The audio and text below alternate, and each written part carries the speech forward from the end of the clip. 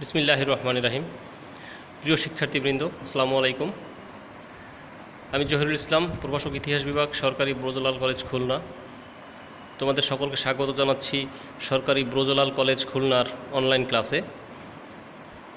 আমি আজ তোমাদের সামনে নিয়ে এসেছি স্নাতক সম্মান তৃতীয় বর্ষের যুক্তরাষ্ট্রের ইতিহাস বিষয়ের একটি অন্যতম গুরুত্বপূর্ণ একটি আলোচনার বিষয়। সেটি হচ্ছে মার্কিন যুক্তরাষ্ট্রের স্বাধীনতা যুদ্ধের কারণ ও প্যারিস শান্তি চুক্তি 1783।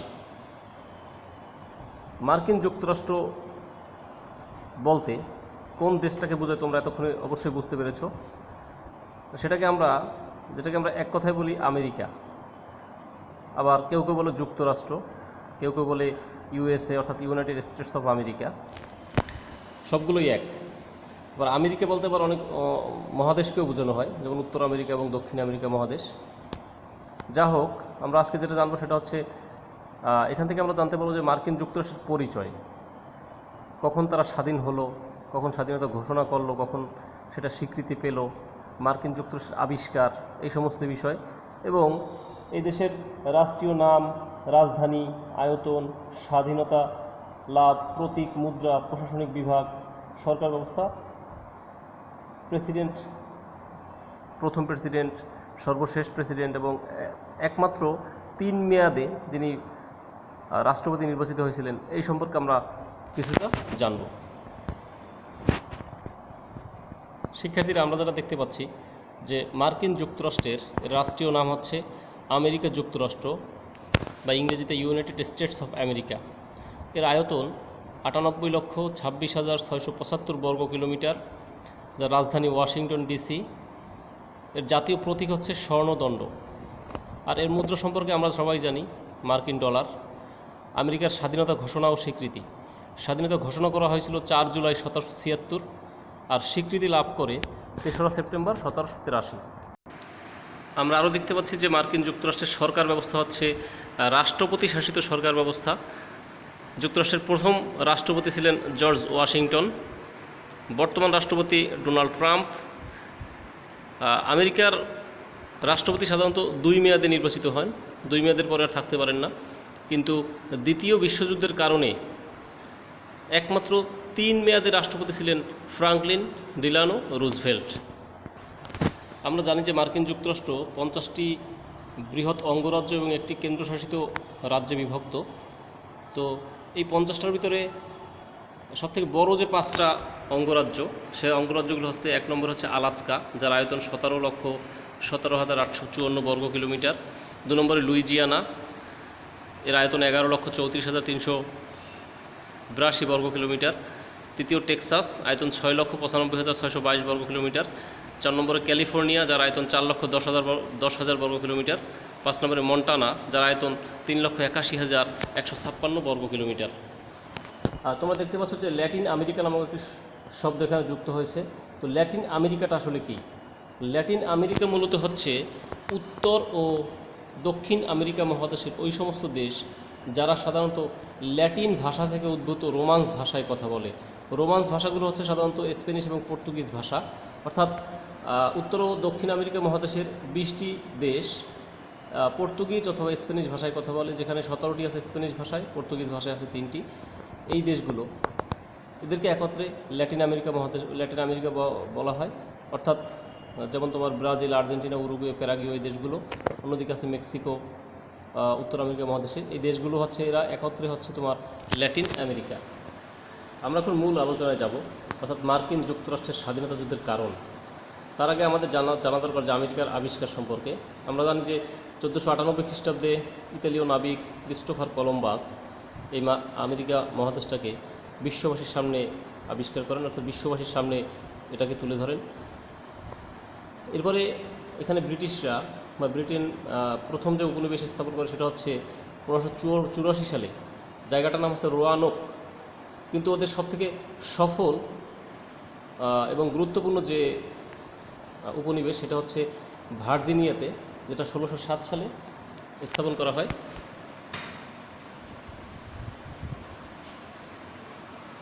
দুঃখিত, আমি বোধহয় আমেরিকা যুক্তরাষ্ট্রের আবিষ্কারের সালটা একটু ভুল বলেছি, সেটা হচ্ছে 1492 সালে, 1498 না 1492। আমেরিকার স্বাধীনতা যুদ্ধের পিছনে অনেকগুলো কারণই ছিল, তার ভিতরে আছে রাজনৈতিক ও প্রশাসনিক কারণ, ভৌগোলিক কারণ, অর্থনৈতিক কারণ। তবে আমেরিকার দ্বিতীয় প্রেসিডেন্ট জন অ্যাডামস, তার মতে স্বাধীনতার স্পৃহা ও বীজ ছিল আমেরিকার প্রতিটি মানুষের অন্তরে। রাজনৈতিক কারণ এগুলোর মধ্যে যেগুলো প্রধানত, সেগুলো ছিল রাজপ্রতিনিধি ও স্থানীয় পরিষদের মধ্যে দ্বন্দ্ব, ব্রিটিশ পার্লামেন্টে উপনিবেশের প্রতিনিধি না থাকা, জাতীয়তাবোধের উন্মেষ। রাজপ্রতিনিধি ও স্থানীয় পরিষদের মধ্যে দ্বন্দ্ব, এই বিষয়টা হচ্ছে এরকম যে আমেরিকার তৎকালীন সময়ে অর্থাৎ 1776 সালের আগে যে 13টি কলোনি বা উপনিবেশ ছিল, সেগুলোর প্রত্যেকটিতে ইংল্যান্ডের রাজা বা রানী কর্তৃক একজন করে গভর্নর বা শাসনকর্তা নিযুক্ত হতেন। তিনি শাসনকার্য পরিচালনা করতেন নির্বাচিত একটি স্থানীয় পরিষদের সাহায্যে। কিন্তু ইনি যেহেতু ব্রিটিশ বা ইংল্যান্ডের অধিবাসী, সেহেতু সমস্ত কর্মকাণ্ডই তিনি আসলে ইংল্যান্ডের রাজা বা রানীর পক্ষেই করতেন। উপনিবেশ সমূহের স্বার্থের দিকে তিনি নজর দিতেন না। এই সমস্যা ছিল প্রবল। এজন্য স্থানীয় যে রাজপ্রতিনিধি এবং স্থানীয় যে পরিষদ, এদের মাঝে একটা দ্বন্দ্ব সবসময় লেগে থাকতো। দ্বিতীয় ছিল ব্রিটিশ পার্লামেন্টে উপনিবেশের প্রতিনিধি না থাকা, অর্থাৎ এ সময়ে ইংল্যান্ডের পার্লামেন্টে উপনিবেশ সাথে কোনো প্রতিনিধি থাকার সুযোগ ছিল না আসলে। তাই উপনিবেশ সমূহের দীর্ঘদিনের দাবি ছিল উপনিবেশ সমূহের পক্ষে কথা বলার জন্য ব্রিটিশ পার্লামেন্টে উপনিবেশ সমূহের হতে কোনো প্রতিনিধিকে আর কি যেন গ্রহণ করা হয়। কিন্তু ব্রিটিশ পার্লামেন্ট উপনিবেশবাসীর এই দাবির প্রতি কোনো কর্ণপাত না করায় ইংল্যান্ড ও আমেরিকাস্থ উপনিবেশ সমূহের মধ্যে সম্পর্কের আসলে মারাত্মক অবনতি ঘটে, যেটা স্বাধীনতা আন্দোলনটাকে আর ত্বরান্বিত করে। 3 নম্বরটা ছিল জাতীয়তাবোধের উন্মেষ, অর্থাৎ জাতীয়তাবোধ বা জাতীয়তাবাদ জিনিসটা কি? জাতীয়তাবাদ হচ্ছে এরকম একটা বিষয়, আসলে এটা তো আসলে তোমার চোখে দেখা যায় না, এটা আসলে অনুভব করতে হয় বিষয়টা। অর্থাৎ যখন একদল লোক একটা নির্দিষ্ট ভূখণ্ডে স্থায়ীভাবে বসবাস করে এবং নিজেদের ভিতরে অনেক বিষয় মিল খুঁজে পায় এবং নিজেদের শাসন তারা নিজেরাই করতে দৃঢ় প্রতিজ্ঞ হয়, সেই বিষয়টা হচ্ছে আসলে জাতীয়তাবাদ। তাহলে এই বোধটা যখন এই উপনিবেশের জনগণের ভিতরে আর কি জাগ্রত হয় যে না,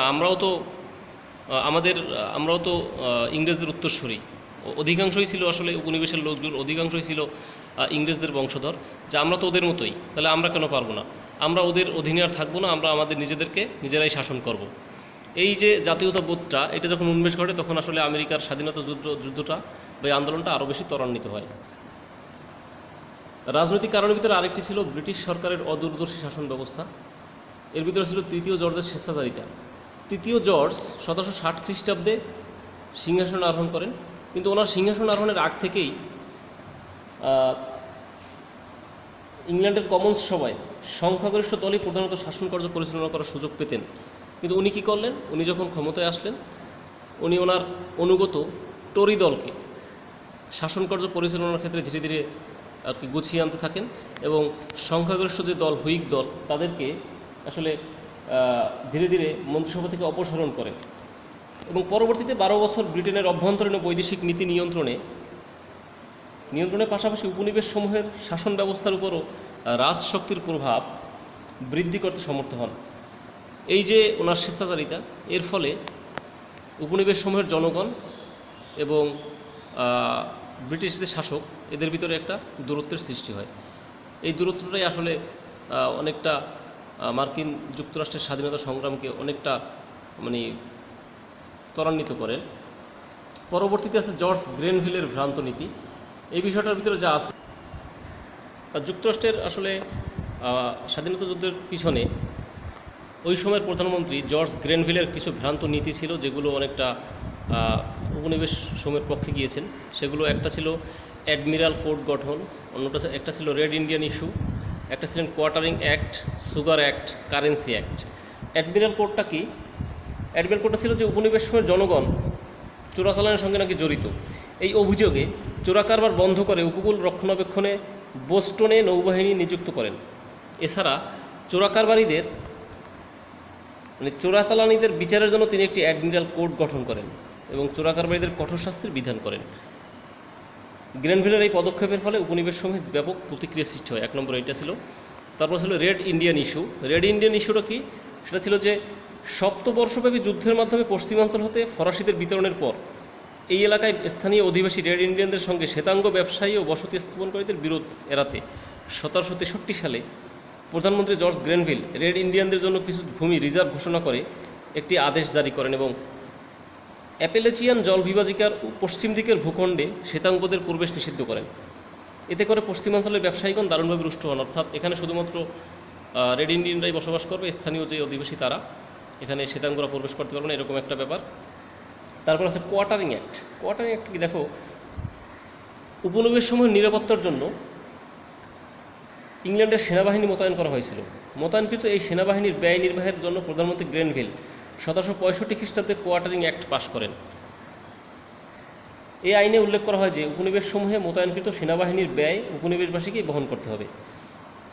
এরকম একটা মানে আইন করার ফলে উপনিবেশবাসীদের সাথে ইংল্যান্ডের যারা জর্জ গ্রেনভিল বা এই সময় সরকারে যারা ছিলেন তাদের সাথে একটা দূরত্বের সৃষ্টি হয়। পরবর্তীতে ছিল সুগার অ্যাক্ট। সুগার অ্যাক্ট কি? দেখো, উপনিবেশ সমূহে চিনি এবং গুড়ের খুব চাহিদা ছিল। উপনিবেশের যারা ব্যবসায়ী ছিল ওরা এই চিনি বা গুড়টা ফরাসি বা ব্রিটিশ শাসিত ওয়েস্ট ইন্ডিজ এই সমস্ত জায়গা থেকে এরা আমদানি করত। কিন্তু 1733 খ্রিস্টাব্দে রবার্ট ওয়ালপোল, ব্রিটিশ প্রধানমন্ত্রী ছিলেন, উনি আসলে একটা আইন করেছিলেন, মোলাসেস অ্যাক্ট। পরবর্তীতে 1764 খ্রিস্টাব্দে এপ্রিল মাসে সুগার অ্যাক্ট নামক একটা আইন পাশ করেন জর্জ গ্রেনভিল বা ওনার এই সরকার। সেখানে তিনি উল্লেখ করেন যে ইংল্যান্ড ছাড়া ফ্রান্স ও স্পেন অধিকৃত অঞ্চল থেকে আমেরিকায় গুড় বা চিনি আমদানি নিষিদ্ধ ঘোষণা করা হয়। এই ঘোষণার ফলে তোমার যে এখানে যারা উপনিবেশের যে সমস্ত আদিবাসী ছিলেন তাদের ভিতরে একটা ব্যাপক প্রতিক্রিয়ার সৃষ্টি হয় এবং তারা আসলে সরকারের বিরুদ্ধে বিদ্রোহ ঘোষণা করেন। অন্য একটা কারণ ছিল জর্জ গ্রেনভিলের অন্যতম আর একটি কারণ ছিল কারেন্সি অ্যাক্ট। সেটা ছিল যে 1764 খ্রিস্টাব্দে উনি এই আইনটা পাশ করেন। সেখানে উপনিবেশ সমূহে কাগজের নোট ব্যবহার নিষিদ্ধ করা হয়। কাগজের নোট ব্যবহার নিষিদ্ধ করার ফলে ব্যবসা বাণিজ্যে স্থবিরতা সৃষ্টি হয় এবং উপনিবেশবাসীর মধ্যে তীব্র ক্ষোভের সৃষ্টি হয়। স্বাধীনতা যুদ্ধের অন্যতম আরেকটি কারণ ছিল সপ্তবর্ষব্যাপী যুদ্ধ বা এর প্রভাবটা। আমরা জানি যে 1756 থেকে 63 সাল পর্যন্ত ইংল্যান্ড এবং ফ্রান্সের মাঝে এই যুদ্ধটা সংঘটিত হয়। এই যুদ্ধ কীভাবে আমেরিকার স্বাধীনতা যুদ্ধকে ত্বরান্বিত করে? অর্থাৎ এর পূর্বে আমেরিকার যে উপনিবেশগুলোর ওনারা স্বাধীনতা চাইলেও খুব জোর গলায় বলতে পারতেন না, কারণ আমেরিকার পাশেই ছিল আলাস্কা এবং লুইজিয়ানা, কানাডা এবং লুইজিয়ানা। এই অঞ্চলগুলো ছিল আসলে ফরাসিদের উপনিবেশ, আর ফরাসিরা চাচ্ছিল যে এই 13টি উপনিবেশ এগুলোকে দখল করতে অথবা কোনো একটি উপনিবেশ দখল করতে। সেজন্য ওরা আসলে উপনিবেশের লোকজন তোমার এরা জোর দিয়ে এই স্বাধীনতা যুদ্ধটাকে স্বাধীনতা যুদ্ধটা করতে পারেন নাই। তারা আসলে ভয় ছিল যে ফ্রান্স যদি কোনোভাবে আমাদেরকে দখল করে নেয়। কিন্তু 1756 থেকে 63 সালের এই যে যুদ্ধে মার্কিন যুক্তরাষ্ট্র তোমার ব্রিটেন জয়লাভ করে এবং ফ্রান্স পরাজিত হয়। এর ফলে উপনিবেশের লোকজন চিন্তা করে এখন আর ফ্রান্সের ভয় নাই, ফ্রান্স এখন আমাদের আর কোনো ক্ষতি করতে পারবে না, তো আমরা এখন কি করতে পারি? আমরা এখন ব্রিটেনের বিরুদ্ধে যুদ্ধ ঘোষণা করতে পারি। এইটাই ছিল আসলে মূলত সপ্তবর্ষব্যাপী যুদ্ধের প্রভাব, যে এই সপ্তবর্ষব্যাপী যুদ্ধের মাধ্যমে তোমার ফ্রান্সের পরাজয়ের ফলে ফ্রান্সের ভয় ওদের ভিতর থেকে দূরে চলে যায় এবং ওরা চিন্তা করে এখন আমরা ব্রিটেনের সাথে যুদ্ধ করে আমরা জয়লাভ করতে পারবো। আমরা দেখছি যে মার্কিন যুক্তরাষ্ট্রের স্বাধীনতা যুদ্ধের অন্যতম আরও কারণ ছিল, তার ভিতরে একটা ছিল ভৌগোলিক কারণ। ভৌগোলিক কারণটা ছিল মূলত যে আমাদের স্বাধীনতা যুদ্ধের প্রেক্ষাপটটা তোমরা চিন্তা করো যে 1971 সালে আমাদের যে মহান মুক্তিযুদ্ধ হয় এর পিছনে কিন্তু ভৌগোলিক কারণটা ছিল অন্যতম। কারণ পূর্ব পাকিস্তান এবং পশ্চিম পাকিস্তান এর মাঝে আসলে যে ব্যবধানটা সেটা প্রায় 1200 মাইলের মতো। এখানেও মার্কিন যুক্তরাষ্ট্র এবং ব্রিটেন এদের মাঝে ভৌগোলিক দূরত্ব প্রায় 3000 মাইল, অর্থাৎ প্রায় 5000 কিলোমিটার। এত দূরের এই ভৌগোলিকভাবে এত দূরে অবস্থানরত একটা দেশ আর একটা দেশকে যে তোমার শাসন করবে, এটা আসলে মার্কিন যুক্তরাষ্ট্রের যে 13টি কলোনি বা তৎকালীন সময়ের যে অধিবাসীরা তারা আসলে মেনে নিতে পারেনি।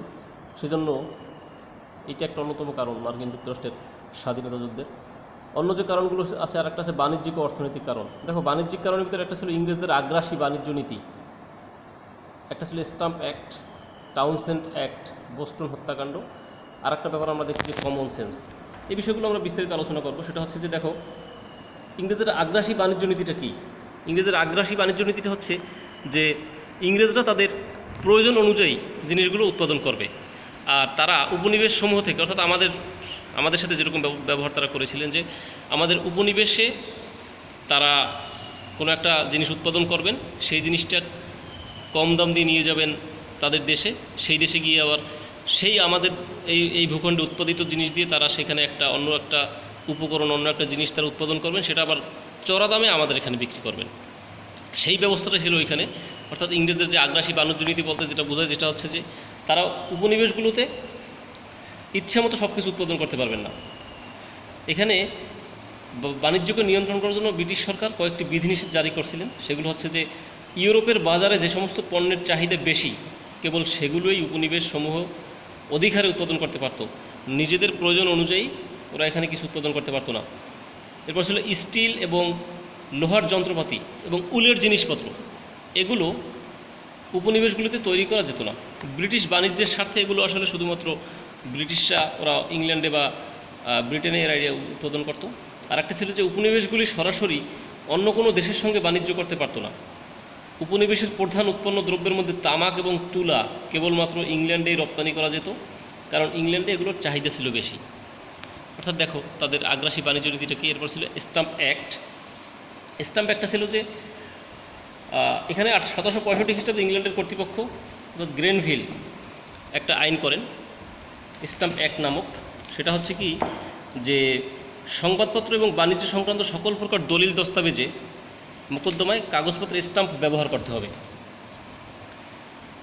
এই স্টাম্প ব্যবহার এর ফলে এই জায়গার উপনিবেশের জনগণ ক্ষুব্ধ হয়ে ওঠে। ব্রিটিশ সরকার এর আগে যে কিছু কর আদায় করত, এই আদায় করলো সেগুলো ছিল পরোক্ষ, এবার প্রত্যক্ষভাবে একটা কর ধার্য করা হলো। তাই প্রত্যক্ষই কর ধার্যকে উপনিবেশবাসী মৌলিক আইন ও স্বাভাবিক অধিকারের পরিপন্থী বলে মনে করে এবং তারা আন্দোলন শুরু করে। এমনকি স্থানীয় বিচারালয়ের প্রধান বিচারপতি টমাস হাটচিনসনের আবাসস্থল জনতার আক্রমণে প্রায় সম্পূর্ণভাবে ধ্বংসপ্রাপ্ত হয়। আন্দোলনকারীরা নিজেদেরকে সন্স অফ লিবার্টি বা স্বাধীনতার সন্তান বলে পরিচয় দেয়।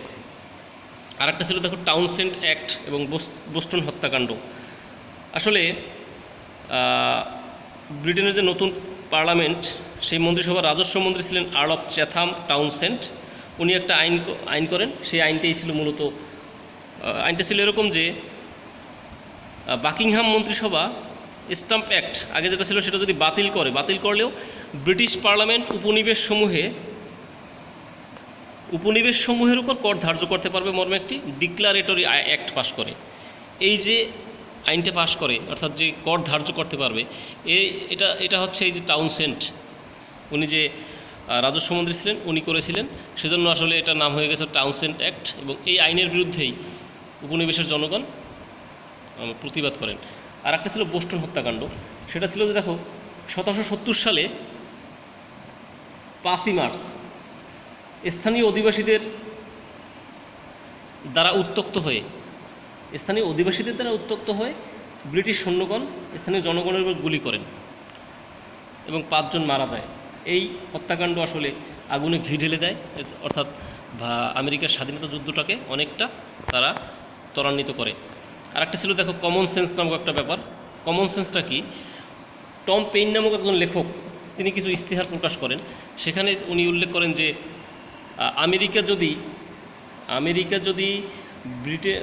আমেরিকার মাদার কান্ট্রি যদি ব্রিটেন হয়, তাহলে কিভাবে ব্রিটেন আমেরিকান জনগণকে এত আক্রমণ করতে পারে, এত অত্যাচার করতে পারে? কারণ কোনো মা তার সন্তানকে তো এত অত্যাচার করতে পারেন না। তিনি আরও বলেন যে একটা দ্বীপ কিভাবে একটা মহাদেশকে শাসন করবেন, যেটা ভৌগোলিক বিষয়ের পরিপন্থী। ওনার এই যে থিওরি বা এই তত্ত্ব আমেরিকার উপনিবেশের যে জনগণ, যে অধিবাসী, তাদের মনের ভিতরে গেঁথে যায়। অর্থাৎ তারা টম পেইনের এই কথাগুলো বেদবাক্য হিসেবে নিজেদের অন্তরে গেঁথে নেয় এবং তারা তাদের স্বাধীনতা যুদ্ধে ঝাঁপিয়ে পড়ে। আর টম পেইনের এই যে কথাগুলো, এটাকে কমন সেন্স নামে অভিহিত করা হয়। এগুলোই ছিল মূলত আসলে আমেরিকার স্বাধীনতা যুদ্ধের কারণ। এখন আমরা যাব প্যারিস শান্তি চুক্তিতে। আর স্বাধীনতা ঘোষণা করে, আমেরিকা স্বাধীনতা ঘোষণা করে 4 জুলাই 1776 খ্রিস্টাব্দে। অর্থাৎ এই সময়ে আমেরিকার 13টি উপনিবেশ তাদের স্বাধীনতা ঘোষণা করে। স্বাধীনতা যুদ্ধের প্রধান সেনাপতি নিযুক্ত হন জর্জ ওয়াশিংটন। টমাস জেফারসনের নেতৃত্বে 5 সদস্যের একটি কমিটি স্বাধীনতার ঘোষণাপত্র রচনা করেন। পরবর্তীতে প্যারিস শান্তি চুক্তি হয় 1783 সালে। কিন্তু শান্তি চুক্তি হওয়ার আগে যে বিষয়টা আমরা জেনে নেব সেটা হচ্ছে যে 1783 সালে এই শান্তি চুক্তি সম্পাদনের মাধ্যমে আমেরিকার স্বাধীনতা যুদ্ধের পরিসমাপ্তি ঘটে। ব্রিটিশ সেনাপতি লর্ড কর্নওয়ালিস 1781 সালে 7000 সৈন্যসহ ভার্জিনিয়ার ইয়র্ক টাউনে আমেরিকান ও ফরাসি সৈন্যদের নিকট আত্মসমর্পণ করার মধ্য দিয়ে মূলত ব্রিটিশদের চূড়ান্ত পরাজয় ঘটেছিল। কারণ এই ঘটনার পর দুপক্ষের মধ্যে তেমন কোনো বড় লড়াই সংঘটিত হয়নি। পরবর্তীতে 1782 সালে প্রথমে দুপক্ষের মধ্যে শান্তি প্রতিষ্ঠার উদ্যোগ নেওয়া হয়। ব্রিটিশরা আমেরিকার সঙ্গে একটা মীমাংসার জন্য মাঝে মধ্যে চেষ্টা করলেও কোনোটি সাফল্যমণ্ডিত হয়নি। 1782 সালের 20 মার্চ ব্রিটিশ পার্লামেন্টে যুদ্ধবন্ধের প্রস্তাব গৃহীত হয়। ফরাসিরা আমেরিকার স্বাধীনতা যুদ্ধে গুরুত্বপূর্ণ অবদান রাখলেও তারা চাচ্ছিল না যে আমেরিকার একটি শক্তিশালী সরকার প্রতিষ্ঠিত হোক। পরবর্তীতে 1783 সালের 3রা সেপ্টেম্বর ফ্রান্সের রাজধানী প্যারিসের ভার্সাই প্রাসাদে চূড়ান্তভাবে শান্তি চুক্তি সম্পাদন করা হয়। এই শান্তি চুক্তির যে বৈশিষ্ট্যগুলো ছিল সেগুলো হচ্ছে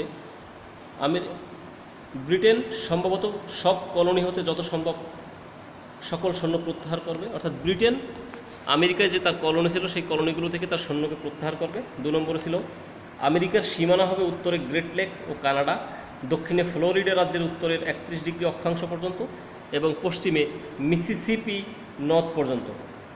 এর ফলে আমেরিকার আয়তন নির্ধারিত হয় 82,7,800 বর্গ মাইল এবং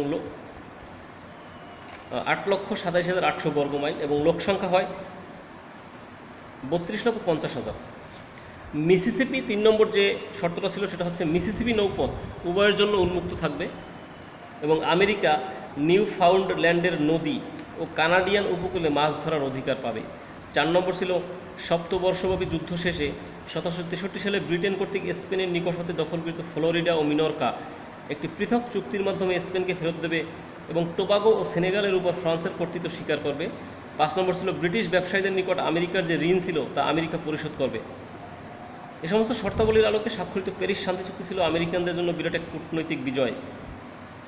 এভাবেই আসলে মার্কিন যুক্তরাষ্ট্রের স্বাধীনতা যুদ্ধটা আসলে সমাপ্ত হয় এবং বিশ্বের মানচিত্রে মার্কিন যুক্তরাষ্ট্র স্বাধীন সার্বভৌম রাষ্ট্র হিসাবে স্বীকৃতি লাভ করে। এটাই ছিল আমাদের আজকের আলোচনার বিষয়, মার্কিন যুক্তরাষ্ট্রের স্বাধীনতার কারণ এবং প্যারিস শান্তি চুক্তি 1783। এখান থেকে তোমরা যে গুরুত্বপূর্ণ যে বিষয়গুলো জানবে, মানে যেগুলো মনে রাখবে, সেগুলো হচ্ছে যে আমেরিকার রাষ্ট্রীয় নাম, রাজধানী, আয়তন, স্বাধীনতা লাভ, প্রতীক, মুদ্রা, এই বিষয়গুলো। এরপরে প্রধান যে 5টা, সবথেকে বড় যে 5টা অঙ্গরাজ্য, ল্যাটিন আমেরিকাটা কি, তারপরে কখন আমেরিকা আবিষ্কার হয়, ক্রিস্টোফার কলম্বাস 1492 সালে যে আমেরিকাকে আবিষ্কার করে, এই বিষয়গুলো আসলে। তাহলে ঠিক আছে, ভালো থেকো সবাই তোমরা, আজকে এ পর্যন্তই, খোদা হাফেজ।